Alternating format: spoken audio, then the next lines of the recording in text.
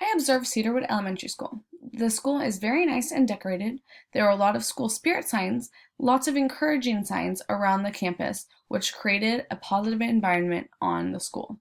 The school is kind of tucked back between some houses and some apartments. This school has been here for a very long time, but they've done a very good job at keeping it up and making it look very nice. Walking onto the campus, there was obviously a very positive environment because of these signs. It's very decorated nicely, and they are kept up with the gardening, and the grass looks very nice, and it's just a very clean campus. Inside the classroom was very decorated as well. There was lots of things on the walls to help kids learn and have good behavior. It surprised me how well the students responded to the teacher.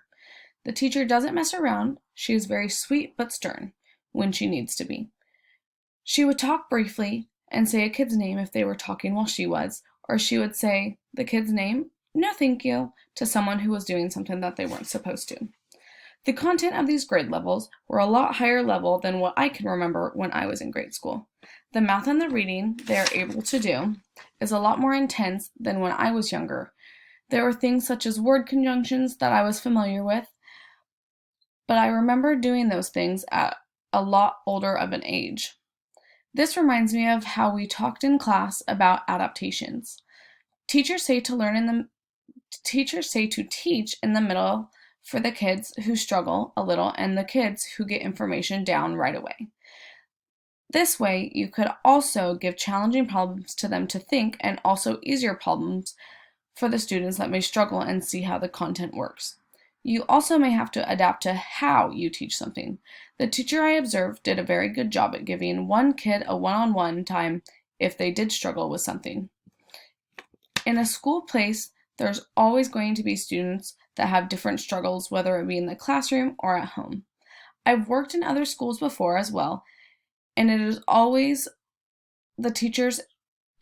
important for the teacher to take care of the kids and what action to take if the kids do need additional help from home. The book had always talked about not treating students any different from one another. It is important to make your students feel equally as special.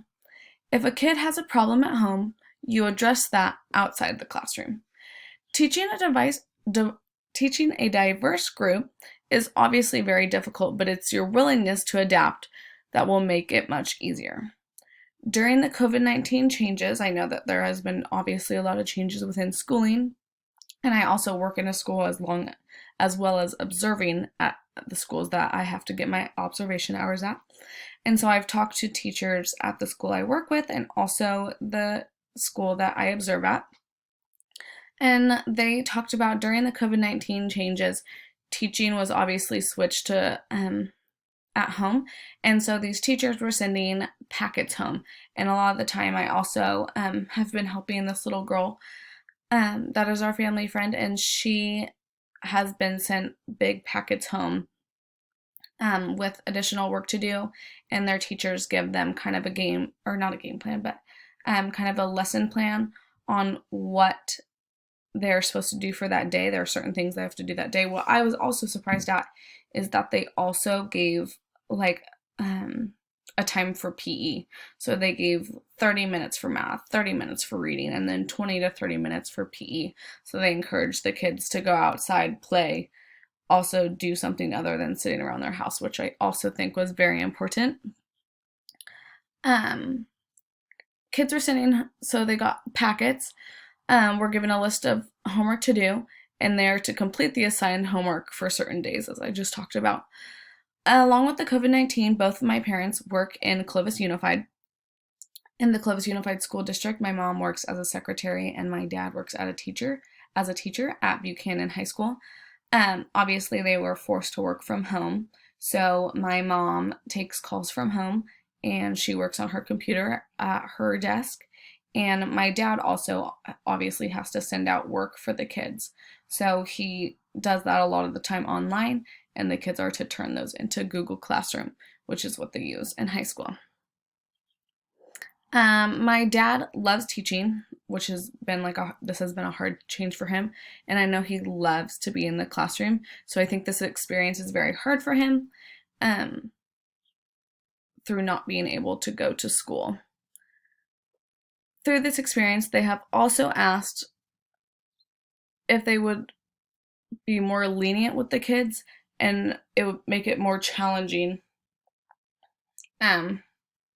with what they have to do, because obviously it's more challenging to be at home and complete your work, and it's just a very different setting and a very different environment. So I know that teachers have been asked to be a little bit more lenient on the students and their students' work, which is also kind of hard with the grading, because obviously if they're not turning in their work, then they're not doing what they're supposed to be doing. Students sometimes don't do their work at all, which is also really frustrating for my dad.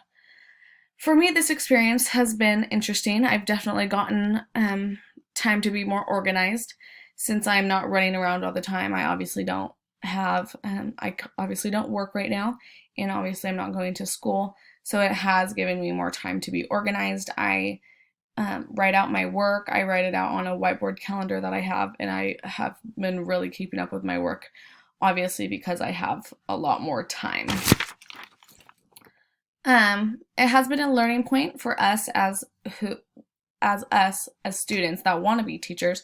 I think this is a learning point because I think during this time period and during this quarantine, people are starting to realize what is important and what is more important to them.